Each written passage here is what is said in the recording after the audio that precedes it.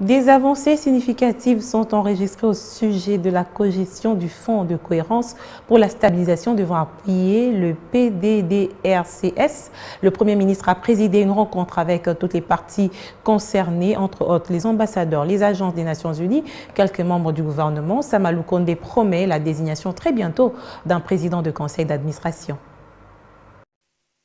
Sous la houlette du Premier ministre, les représentants des pays donateurs du Fonds de cohérence pour la stabilisation destiné à appuyer le PDDRCS, le ministre de la Défense, le ministre auprès du président, les ambassadeurs, les représentants des organisations des Nations Unies et plusieurs autres structures ont passé en revue les questions liées à ce fonds. Samalou Condé a rassuré à ses interlocuteurs la désignation imminente du président du conseil d'administration national du dit fonds. Nous, les 5 donateurs du fonds de cohésion, nous avons discuté notre partenariat avec le gouvernement dans le cadre de ce fonds de cohésion et nous avons exprimé nos préoccupations parce qu'il y a eu des changements institutionnels qui ont fait nécessaire aussi quelques conséquences sur le plan de nomination de nouveaux représentants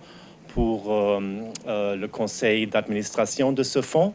Mais aujourd'hui, grâce au Premier ministre, nous avons appris que le gouvernement a maintenant décidé cette nomination. Nous sommes très contents.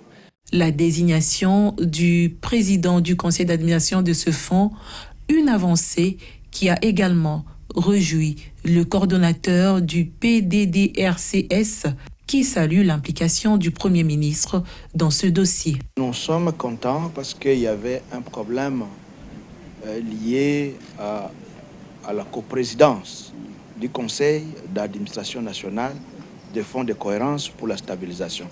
Maintenant, nous sommes réunis dans ce cadre sous la présidence du Premier ministre, chef du gouvernement et vice-président du comité de pilotage.